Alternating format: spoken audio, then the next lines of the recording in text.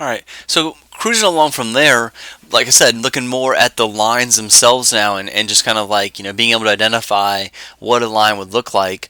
We want to be able to graph using our slope and our y-intercept. And so what happens here is we come across, when we have linear equations, we have two formats of the equation. We have what's called slope-intercept form. All right, so that's the key one right there, slope-intercept form. The other form is called standard form. And standard form is basically a situation where things have just been moved. The x and the y are on the left-hand side. There's no fractions. The x has to be first. The x can't be negative. So it's just basically taking something that was in slope-intercept form and moving it into standard form, or vice versa, taking something in standard form and moving it into slope-intercept form. Now, the beauty about slope-intercept form is that when you look at it, you have this m right here that's in front of the x, the coefficient in front of the x, and that actually stands for your slope. And then you have your b, which is your constant that's on the back, and that's actually your y-intercept. So that's the beauty of slope-intercept form, is that I can clearly look at this guy very quickly and say the slope of this line is 2, which is known as 2 over 1. I can say that the y-intercept is negative 3. And so I can immediately come off here and I can just say, okay, well, here's a quick little sketch. This is my x-axis and this is my y-axis, and my y-intercept is at negative 3, so I can come down to negative 3 and I can draw a dot. There's my y-intercept, that b equals negative 3. Let's make that blue. And then I can do my slope.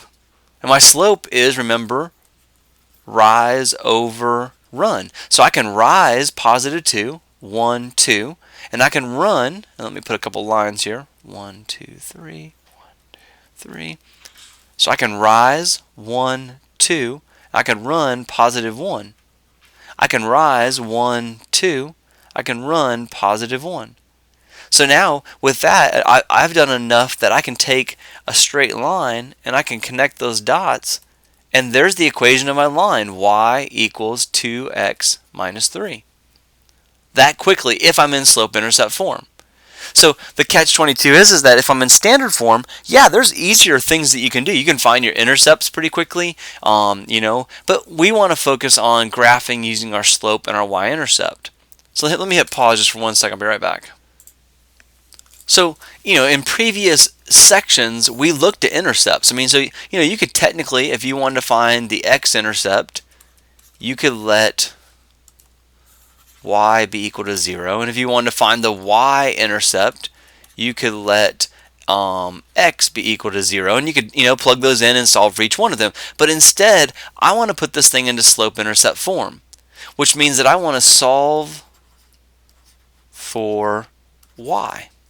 So I subtract 2x, I subtract 2x. My 2x's cancel, I get negative 5y is equal to negative 2x plus 20.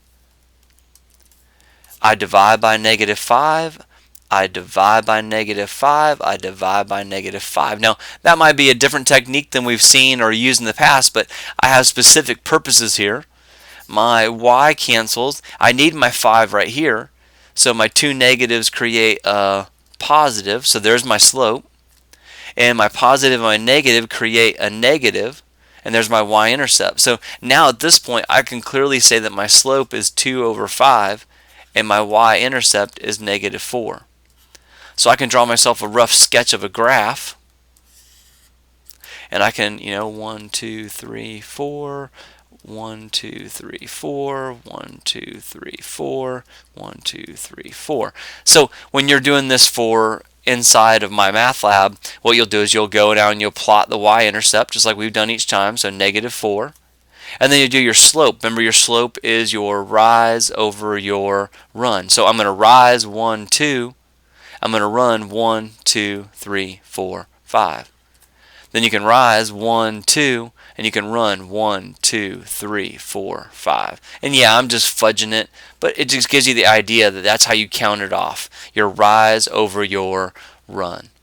So we rose 2, we ran 5. We rose 2, we ran 5. Our rise over our run.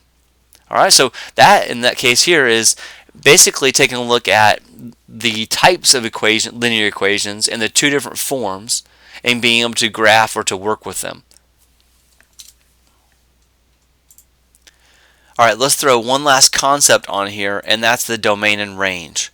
So domain and range is something that's going to keep popping up again and again. So I threw this into this section so we could talk about it very quickly and briefly but quickly. So when we look at this guy right here, and we say, okay, what is the domain? What we want to refresh our memory. You know what? I'll tell you what. I'm gonna make a separate video for that. So scratch that. I'll make a separate video for domain, and we'll come back and address it on this question.